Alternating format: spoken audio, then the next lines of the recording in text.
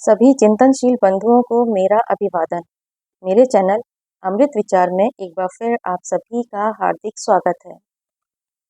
सबसे पहले जिन लोगों ने मेरे चैनल को सब्सक्राइब किया है उन सभी का बहुत बहुत आभार, और जिन लोगों ने अभी तक मेरे चैनल को सब्सक्राइब नहीं किया है कृपया मेरे चैनल को सब्सक्राइब करें, लाइक करें और ज़्यादा से ज़्यादा लोगों को शेयर करें, जिससे मैं इसी प्रकार अन्य जानकारियाँ ज़्यादा से ज़्यादा लोगों तक पहुँचा सकूँ।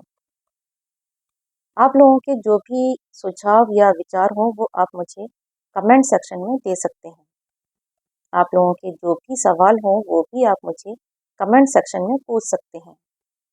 आपके सभी सवालों का जवाब देने की मैं पूरी कोशिश करूँगी।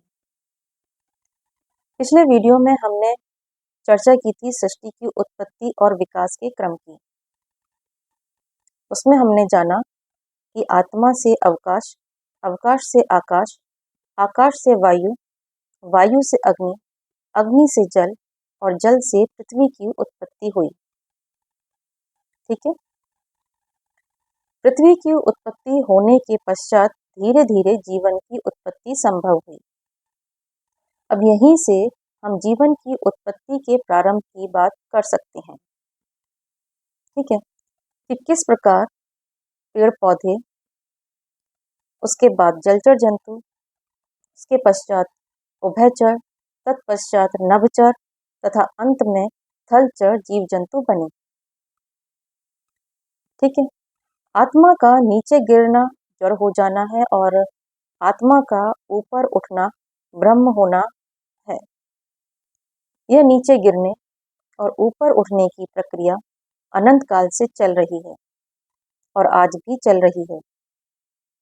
जब आत्मा जड़ बन गई तो उसने पुनः उठने का प्रयास किया और वह मोटे तौर पर जल में पौधों के रूप में अभिव्यक्त हुई, उसके पश्चात जलचर के रूप में, उसके बाद उभयचर और तत्पश्चात थलचर के रूप में।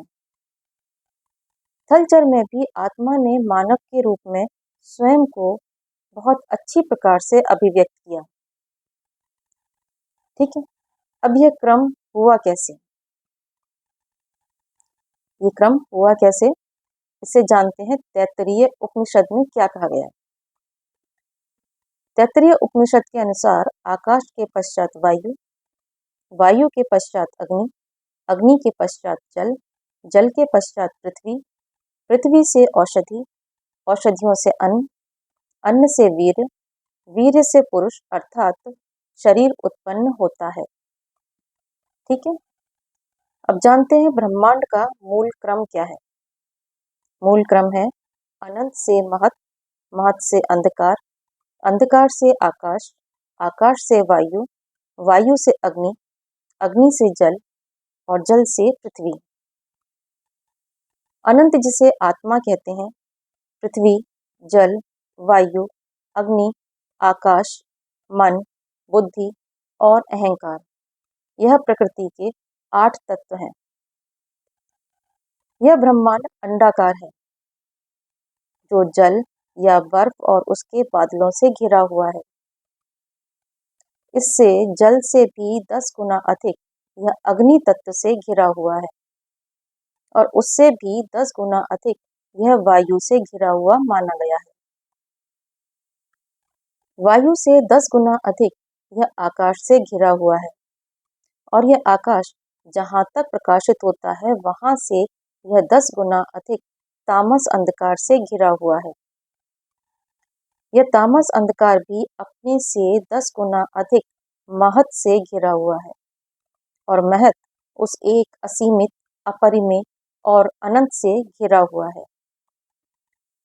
उस अनंत से ही पूर्ण की उत्पत्ति होती है और उसी से पालन होता है और अंततः यह ब्रह्मांड उस अनंत में ही लीन हो जाता है।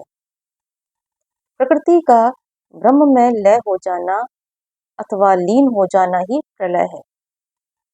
यह संपूर्ण ब्रह्मांड ही प्रकृति कही गई है और इसे ही शक्ति भी कहते हैं। धन्यवाद।